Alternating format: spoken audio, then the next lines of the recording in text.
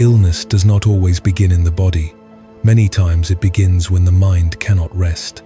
Buddhist teaching, there is a kind of exhaustion that cannot be cured by sleeping more, a discomfort that does not always appear in medical tests, yet is felt deeply in the body, in shallow breathing, in a tight chest, in tension that accumulates silently, and over time, the body learns to endure too much.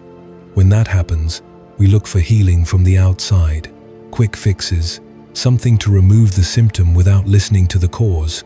But Buddhism looks at this process with calm and depth, not separating body from mind, observing how physical suffering often arises from a life lived in tension, attachment, and constant struggle. Not to blame you, but to return something you may have forgotten. The body has a natural intelligence to heal when the mind stops pushing it. When there is inner silence, the organism begins to reorganize itself. And what you are about to hear is not a miracle promise, nor a replacement for medicine, but a simple and ancient Buddhist ritual, passed down to help the body release unnecessary defenses and remember its balance. A conscious gesture, a gentle practice, to return to the present and allow healing without force.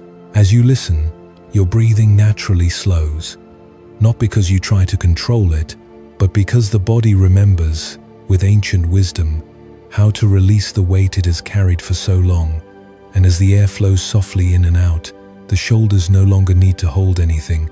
The chest opens gently, and the mind, perhaps for the first time in a long while, stops running toward the future or returning to the past, understanding that in this moment, there is nowhere you need to go. The words arriving now are not here to demand change or point out mistakes. They do not push or correct you.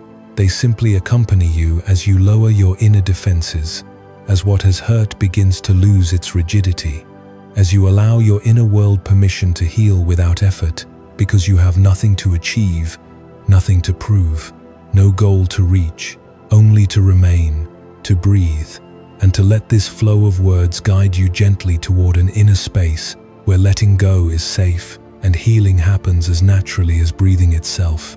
We begin now, and as you keep listening as if there were nothing else to attend to, you are invited into a sacred space of calm, a space that in the Buddha's teachings is called coming home, not to a physical place, but to the inner state where there is no longer struggle. Gently close your eyes and inhale deeply, feeling the air enter like a quiet wave of life. And as you exhale slowly and fully, allow all the accumulated energy of the day, all invisible tension, to leave your body, remembering that on the path of Dharma, letting go is not losing, letting go is liberation. Take another deep breath, and as you exhale, relax without adding anything. Simply relax, allowing the body to slide into rest, preparing mind and body to become so quiet, so soft, so available, that healing can begin on its own, because in Buddhism, healing is not forced, it is allowed. As you continue breathing, the thoughts of the day dissolve like clouds slowly fading in the sky, and right now nothing requires your attention. There are no problems to solve or burdens to carry. This moment is not for running or thinking, it is for returning to the present, because in Buddhism, being present is the first step toward freedom. Allow the breath to find its own rhythm, lengthening and softening, flowing in harmony with your body. And with each inhalation, imagine a warm, luminous sensation entering deeply, as if the air itself were a subtle medicine, as if each breath were a blessing reaching the center of your being. And with each exhalation, release what is heavy, what hurts, what exhausts you, remembering the Buddha taught that suffering grows when we cling and diminishes when we learn to let go. And now, without breaking this calm, let an ancient teaching approach like a breeze moving through a forest without hurry, without noise, without demanding anything. Long ago in Japan lived a Zen master named Hakuin, known for his clear silence and simple gaze. And one afternoon, harsh accusations reached him, words that could burn anyone's reputation, claiming a young woman was pregnant and had named the master out of fear or shame. And when the furious family confronted him, expecting defense or explanation, Hakuin did not raise his voice or justify himself. He did not fight the world or the image others had built. He simply breathed and replied with words as empty and spacious as a bowl. "Ah, is that so?" Months passed. The child was born, and instead of rejection, the master received the baby, fed him, cared for him, held him with the same patience one holds a candle on a moonless night, accepting life as it arrived, without dramatizing, without bitterness, without turning pain into war. Later, the truth emerged. The real father was another young man, and the family returned ashamed, asking forgiveness and wanting the child back, again seeking a reaction. But Hakuin looked at them with the same serenity and said again, "Ah, is that so?" handing over the child like one releases a flower when it is time. It is also said that someone once tried to provoke him with a strange offering, a small treasure, a bucket of golden butter, meant to impress or awaken desire, and Hakuin received it without greed and placed it where it belonged. Understanding that the value of things is not in their shine, but in the inner freedom of not depending on them, showing that a mind that does not cling can touch everything without being trapped by anything. And stay breathing, because this story is not just ancient, it is a gentle mirror, one that does not accuse you, but reveals you. Most of us live as if peace depended on approval, as if our hearts needed the world's agreement to rest. And so when accusation, injustice, criticism, or lack of recognition appears, the body tightens, the stomach closes, the mind races, and a fierce urgency arises to defend the self and save the image. But Hakuin shows another door, the door where you do not react from ego but breathe from depth, where you do not confuse your essence with others' opinions, where you do not hand your center to external forces. His "ah, is that so?" is not cold indifference, not resignation, not weakness, it is freedom. It is the freedom of someone who has seen, in meditation, that the self is like a cloud. It appears, changes shape, dissolves, and if you try to grasp it, you are left with empty hands. In Zen, it is said that suffering is born when the mind sticks to a story, and in that stickiness life becomes tangled, which is why every time you cling to what they should think of me, what they ought to recognize, what I need to control, an invisible chain tightens the chest, hardens the shoulders, and steals your sleep. And Hakuin cut that chain without violence, not with a shout, not with a speech, not with an external victory, but with a presence so steady that nothing could drag it away. And that is real spiritual practice, not escaping problems, but stopping the mind from adding fuel to them. Notice how the master received the child, because that act is even deeper than the words, for he did not only endure an unjust accusation, he carried a responsibility that was not his, and he did so without turning it into an identity, without saying, "Look at me, how holy I am," without building a statue of himself, but simply doing what needed to be done in silence and humility, with a heart empty of pride and full of compassion. And here lies a subtle, deeply Buddhist teaching. When ego rules, even goodness becomes theater. But when awareness rules, goodness becomes natural, like breathing. Perhaps you too have carried what was not yours, guilt that did not belong to you, family burdens, others' expectations, unfair labels, imposed roles, and inside something cried, "This isn't fair," and maybe it wasn't. Yet the point is not to deny the pain, but to see what you do with it, whether you turn it into poison or transform it into understanding, because practice does not mean swallowing injustice. It means not allowing injustice to steal your soul, and Hakuin did not say, "It's fine that they accuse me." He said with his life, "I am not that story." And when the truth finally came out, he did not cling to, "Now you owe me." He let go even of reparation, even of the need to stand above others, which is a very high level of non-attachment, releasing even the right to collect. Here enters the symbol of that bucket of golden butter, that shine meant to seduce you. Because in modern life, the gold changes form. It can be money, status, social media attention, applause, being right, control, and sometimes it comes as praise, and we become addicted, sometimes as fear, and we become enslaved, sometimes as comparison, and we live hungry. Yet the Master looks at it and does not cling, because he has discovered a greater wealth, inner stability that does not depend on the external. And as you hear this, something inside you may sigh, because deep down your body longs for that stability too. Your nervous system, tired of fighting, longs for a place to rest, which is why this story teaches not only morality but healing. For a body that lives defending the self lives on alert, and chronic alertness makes us sick, tightening, inflaming, exhausting us, whereas a body that learns to let go enters coherence. The heart regulates, the breath becomes medicine, sleep grows deep.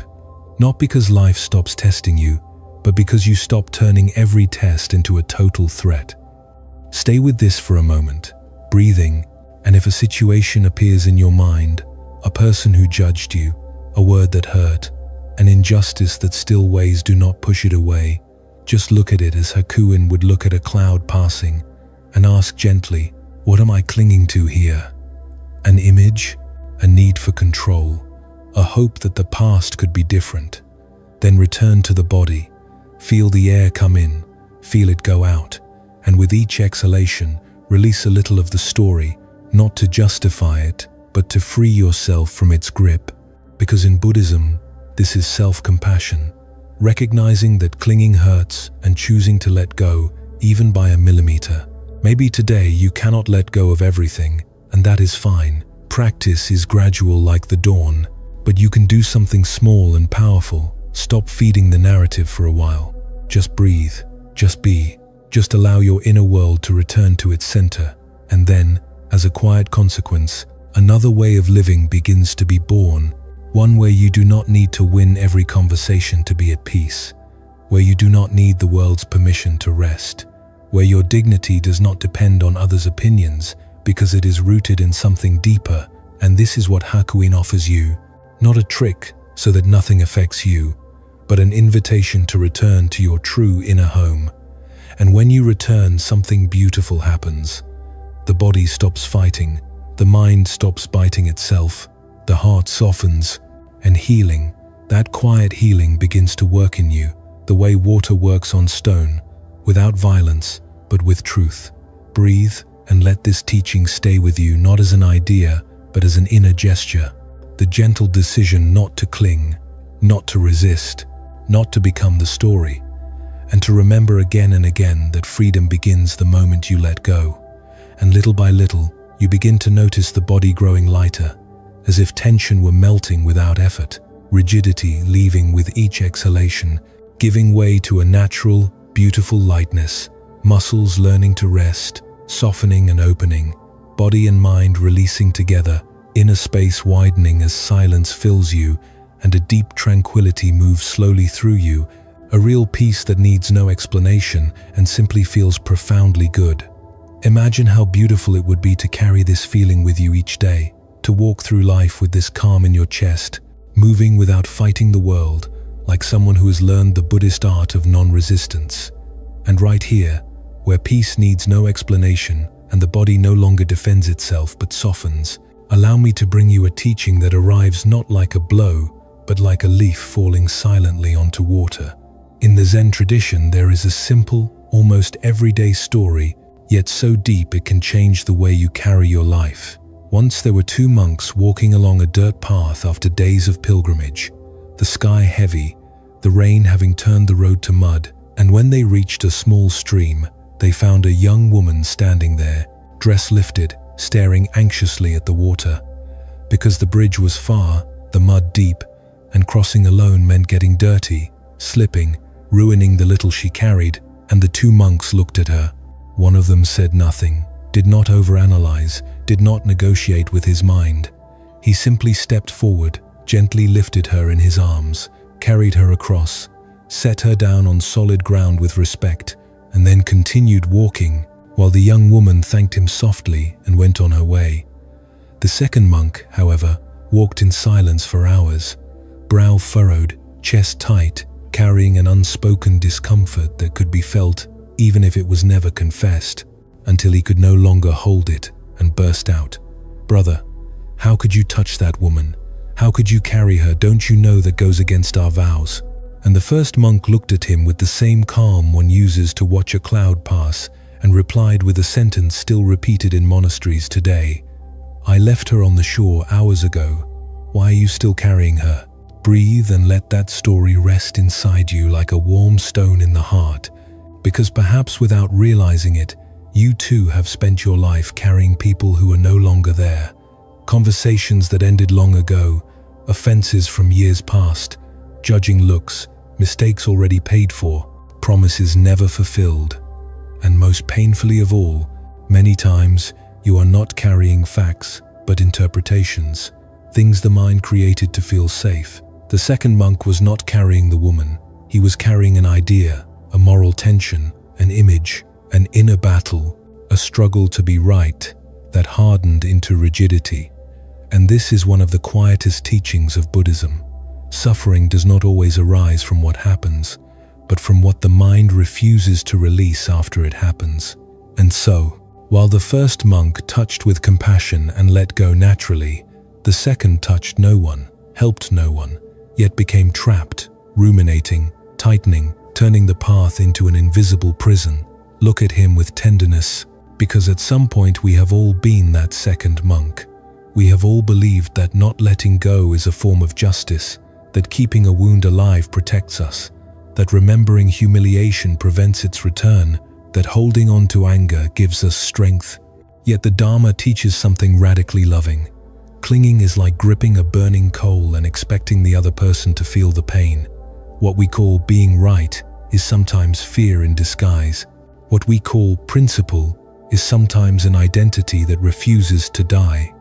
What we call memory is sometimes an iron chain binding us to a past that no longer exists. And the body knows this, recording every burden as jaw tension, chest pressure, stomach weight, back fatigue. That is why, when we speak of healing, we are not speaking of pretty ideas, but of freeing a nervous system that has lived too long on alert, as if life were an exam with no end. The first monk was not holier because he carried the woman. He was freer because he knew when to let go. His gesture was simple. He saw a need, responded with compassion, and then released it. And that is practice. That is real mindfulness. Presence without complication, kindness without drama, action without attachment. Sometimes we think spirituality means avoiding the world, avoiding contact, avoiding what is human, but at the heart of Buddhism lies a luminous truth. Purity is not about not touching. It is about not clinging. You can help, love, hold, speak, act, and still, if you do not cling, your mind remains light. Because the problem is not life. The problem is the mental backpack we keep carrying afterward. Now stay with this gentle question, like a distant bell. What are you carrying that you could have left on the shore already? Maybe a careless phrase, a betrayal, a rejection, a childhood shame, a mistake your mind will not forgive. Breathe and do not answer with the head. Let the body respond, because the body always knows where the load is, felt in a tight throat, a hard shoulder, a clenched belly, a shallow breath. And in Buddhism, recognition is the first act of compassion, seeing without denying, judging, or dramatizing. The second monk was not defending vows. He was defending his self-image, his need to be correct, his fear of ambiguity, and that fear became a prison. How many times has your mind done the same, whispering, if you let go, you lose. If you forgive, you are humiliated. If you forget, you will be hurt again. Yet letting go is not naive forgetting. It is stopping the self-poisoning, placing what happened in its proper place, no longer giving your sacred energy to a scene that has already passed. This story also teaches compassion toward others, because when we carry not only pain but judgment, And when judgment settles in, the heart hardens. So even if life is calm, you are not. Even if the sky is wide, you cannot see it. Buddhist practice does not ask you to approve everything. It asks you not to let judgment consume your peace. You can have discernment without venom, learn without bitterness, set boundaries without turning your inner world into war. Allow this teaching to descend into your breath, inhaling space as the chest opens a little more, exhaling and letting something fall away, even slightly, knowing you do not have to release everything today, because Zen says a river does not purify itself by fighting the mud, but by flowing, and so does your mind and your life. If today you release 1 gram of burden, you are already changing your inner destiny, because every gram less is more peace, more sleep, more clarity, more life. And perhaps the most beautiful thing in this story is the tone of the first monk, who does not answer with superiority or humiliation, but simply offers a koan for the soul. I already left her, a sentence carrying a freedom the heart recognizes as home. I already let it go. Imagine saying that within yourself, not as denial, but as blessing. I already let go of that conversation, that look, that guilt, that impossible demand, that weight. And if you cannot fully release it yet, then at least release the tension of insisting on carrying it, because even that is practice softening the effort, loosening the fist, opening the hand, to stay breathing, and feel how the body understands the teaching before the mind, because the body loves letting go, loves lightness, loves rest. And when you release, you do not just become calmer, you become truer, more human, more compassionate, more free. So keep inhaling and exhaling, and each time the mind wants to pick something up again, gently remind it that stayed on the shore, and return to what is always here, available, humble, healing your breath, your presence, your path home. And now visualize yourself moving through your day like water, soft and free, the body moving naturally, everything unfolding with quiet ease, a peace not dependent on circumstances, mind and body in harmony, like the meditator who discovers there is nothing to push, only to breathe and be. And in this state the mind stops running and begins to radiate warmth, compassion, and love. Because on the Buddha's path, true strength is not hardness, but conscious tenderness. And in that softness, you feel your connection with life, with nature, with all that exists, remembering you were never separate. And in that, remembering every part of your body fills with balance and vitality, like a silent light igniting from within and spreading calmly outward. As you move, you carry that energy with you, the energy Buddhism calls metta, a loving kindness that does not demand or squeeze, that simply wishes well, and your presence becomes a refuge, your silence a medicine, because those around you can feel that peace without you having to do anything.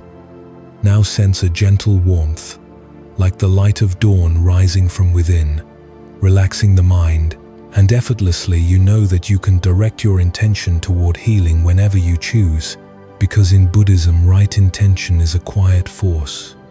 Bring your attention to the place in your body or mind that needs the most care right now. Observe it without judgment, placing your presence and kindness there, and as you exhale, allow what is out of balance to withdraw, while with each inhalation calm penetrates deeply, softening and opening. Letting this process continue through your rest and your sleep, because everything improves in the right way and at the right rhythm. Gratitude arises in silence. Gratitude for the body, for life, for the possibility of returning, and your rest becomes a sanctuary, a space of deep renewal, as you sense that you did not come here only to rest, but perhaps to remember something your soul always knew and the noise of the world made you forget. Remaining now in this silence where, as Buddhism teaches, when the mind grows still, the heart begins to see, and when the heart sees, true transformation begins. And when your mind has quieted, when the body rests without resistance and the heart feels open and receptive, it is in that state, neither asleep nor awake, but fully present, that the most ancient teachings can be received. Because real understanding does not arrive when the mind is full, but when it is silent. And it is precisely now, in this gentle stillness, that your nervous system is ready to listen in a different way. Not with effort, but with sensitivity. Not with analysis, but with direct perception. As Buddhist masters teach, when they speak of wisdom that arises only when we stop pushing and begin allowing. So before continuing, let this calm settle a little more. Feel how each breath stabilizes your inner world, how the body recognizes it is safe, how the mind stops anticipating and simply remains. Because from this inner space, clear, receptive, present, you can enter a simple and profound ritual, one that requires no blind faith or complex beliefs. Only your willingness to be here and now, fully available to experience what has been silently transmitted for generations. Close your eyes for a moment and listen with the heart. There exists a ritual, an ancient ritual, a forgotten ritual, a silent ritual that requires no medicine, no technology, no commercial promises, a Buddhist ritual passed down in sacred forests, where monks do not heal with pills, but with breath, mindfulness, and a return to the present moment. Why 5 minutes? Because 5 minutes are enough to change the state of your body, enough to reset your nervous system, enough to send a vibrational message to every cell. You can stop surviving and begin healing, because this moment is not long enough for the ego to defend itself, not long enough for the mind to sabotage, not enough time for excuses to arise, and precisely for that reason, this ritual is not spectacular but sacred. It makes no noise yet speaks directly to your liver, your heart, your immune system, to the silent light that lives in your bone marrow, repairing what medicine cannot yet see, what science cannot yet measure, but what your soul has known for a long time. This gesture has been carried for centuries by wandering monks in forest monasteries, where the art of effortless healing is practiced, because they teach that when one returns to oneself, the body stops fighting and begins to listen, and it is in that instant that true healing starts. In a few moments you will learn an extremely simple yet profoundly sacred ritual that takes only 5 minutes, but can transform how your body wakes, defends itself, digests, sleeps, and releases. Because this is not a technique or a modern method, it is an embodied silent prayer, a practice born from silence itself. The origin of this ritual is not in hospitals, laboratories, or industry, but in quiet jungles, remote mountains, and nearly forgotten monasteries, where forest monks of Laos, Cambodia, Myanmar, and northern Thailand live without seeking comfort. Sleep beneath trees, meditate alongside snakes, pray with the wind, and heal through breath, mindfulness, and right vibration. And this ritual is not learned by reading, but transmitted through presence, example, and deep listening. And when the disciple is ready, the master offers not theories but a breath, a rhythm, and a gesture that says, "Do this each morning, and you will understand what your body never forgot." And just after hearing these words, when you realize this ritual is not given as information, but as living transmission, an ancient story gently makes its way forward, like a door that is not pushed but discovered already open. In the Zen tradition, it is said that one day a prestigious and knowledgeable professor traveled far to visit a master renowned for inner clarity, arriving with respect, but also with a mind heavy with theories, concepts, comparisons, and certainties. And sitting before the master, he spoke without pause, explaining what he knew about Buddhism, meditation, philosophy, life, as if to prove his readiness. The master listened in silence, and when it was time for tea, he lifted the teapot and began pouring into the visitor's cup, filling it, and continuing to pour until the tea overflowed onto the table and floor, at which point the alarmed professor exclaimed, "It's full, there's no more room." And the master looked up calmly and said, "You are like this, full of ideas, opinions, knowledge. How could I show you something new if you do not first empty your cup?" And the silence that followed was deeper than any spoken teaching. Breathe and let this image settle within you.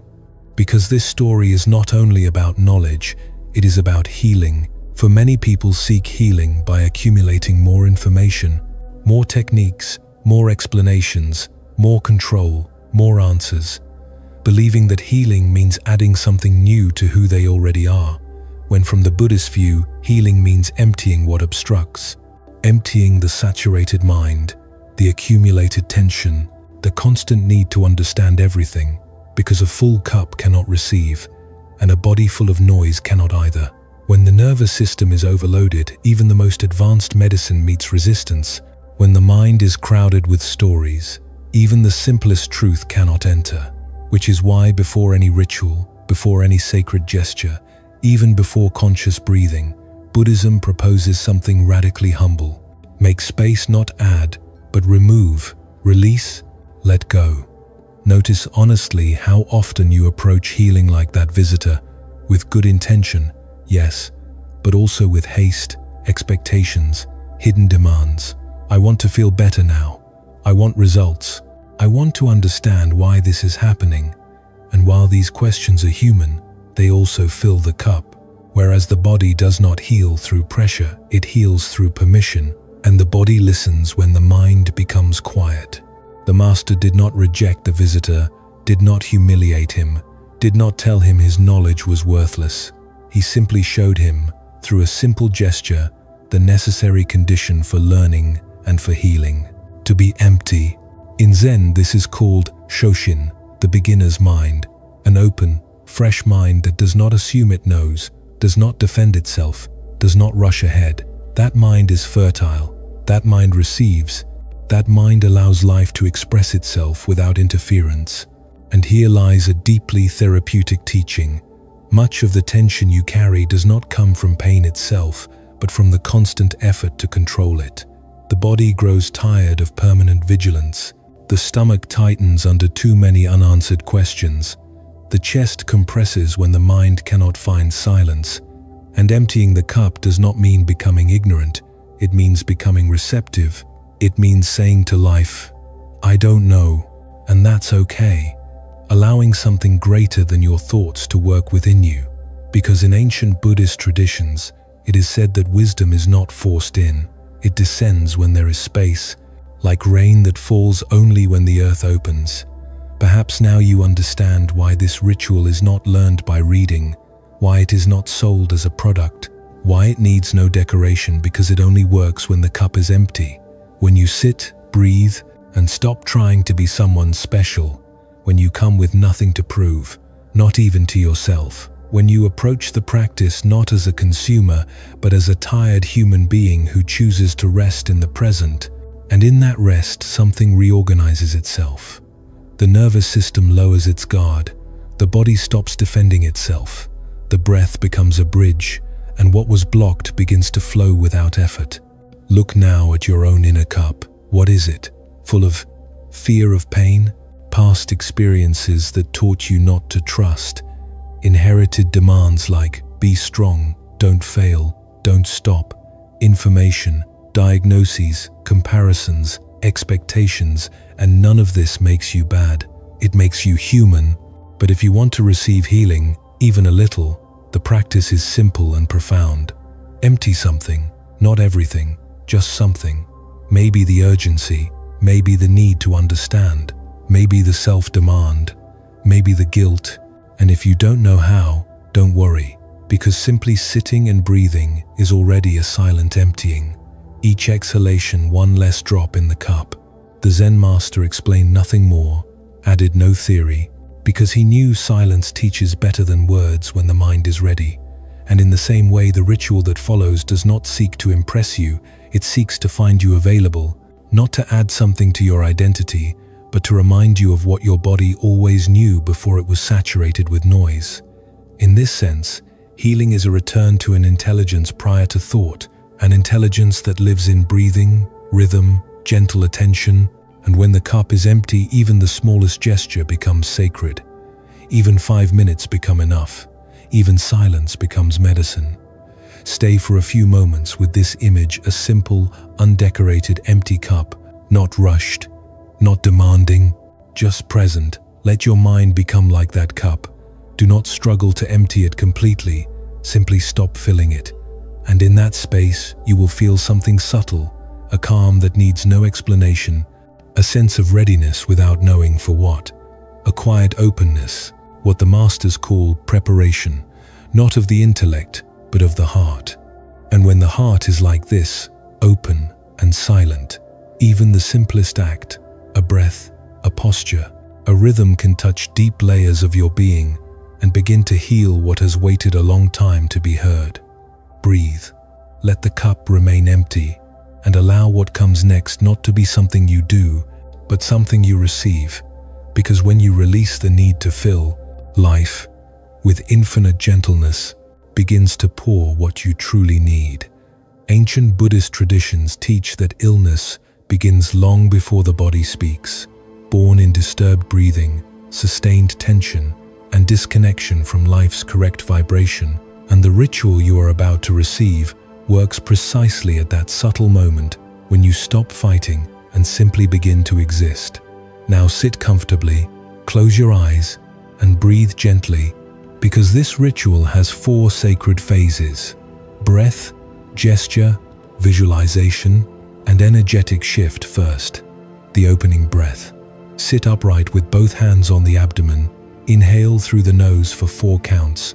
Hold for 2 seconds, and exhale slowly through the mouth for 6 counts, visualizing with each exhalation a gray mist leaving your body, carrying away tension, stress, and old thoughts.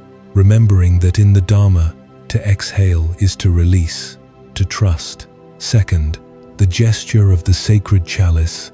Form a cup with your hands, as if receiving an invisible offering, thumbs touching, fingers relaxed, resting the hands over the navel, feeling the living energy in your palms, and silently saying, "I am ready to receive the healing that already lives within me."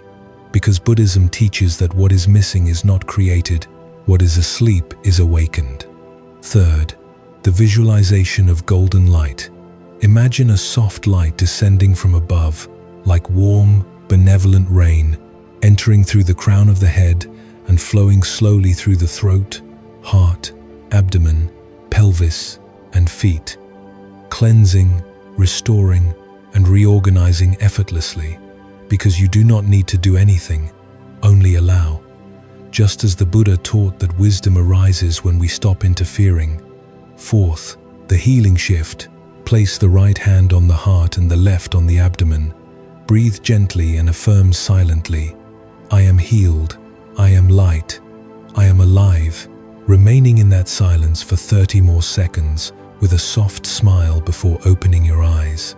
What you may feel now is an inner warmth and deep calm, reduced mental agitation, activation of the parasympathetic system that supports immunity, a subtle easing of pain or tension, and a clear sense of having received something invisible yet real, because you have just performed a rare and ancient act, a simple yet sacred gesture, and for 5 minutes, you did not try to achieve anything. You simply allowed, opened, and welcomed. And in that silent space, your body began to listen, vibrate, and heal. Remember this: it is not duration that heals, but presence. Not complexity that transforms, but awareness. And what you have activated requires nothing more than your commitment practice. This ritual every day for 7 days, always at the same hour, always in silence, always with respect, and observe what changes in your body, your sleep, your mood, and your energy. And write in the comments, "I begin today 7 days, 5 minutes I allow my body to heal."